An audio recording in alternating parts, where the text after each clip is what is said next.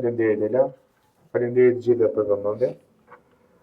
Pas fjalës Ela Dedës do të ndjekim një material të shkurtër për të bërë dhe një pauzë të shkurtër. Rreth kësaj dite dhe më pas do të kalojmë në një fazë tjetër. 1 maj, i njohur në mbar botën si dita ndërkombëtare e punëtorëve, është një nga datat më domethënëse që i kushtohet punës, përpjekjes dhe dinjitetit njerëzor. Kjo ditë nuk është thjesht një fest, por një simbol i historisë së gjatë të luftës për të drejta më të mira dhe kushte më të drejta pune. Origjina e 1 majit lidhet me fundin e shekullit të 19, kur punëtorët në Chicago dolën në protesta duke kërkuar një orar pune më të shkurtër, konkretisht vendosjen e ditës tetorarshe të punës.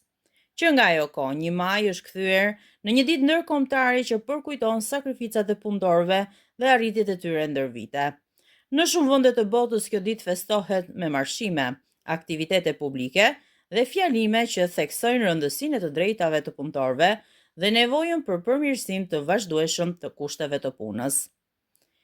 Në Shqipëri, 1 maj është një festë zyrtare, një ditë pushimi për shumicën e qytetarëve. Përveç aspektit historik, ajo është kthyer edhe në një ditë reflektimi dhe çlodhjeje, ku familje dhe miq mblidhen së bashku për të kaluar kohë cilësore larg angazhimeve të përditshme.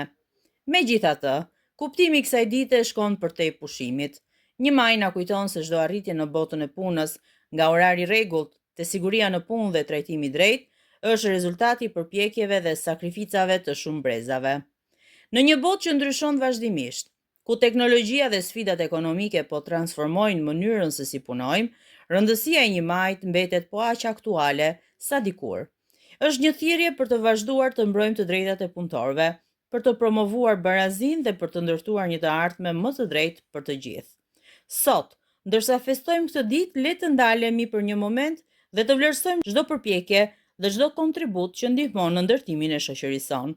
1 maj është më shumë se një datë në kalendar, është një simbol i respektit për punën, një kujtesë për të kaluarën dhe një frymëzim për të ardhmen.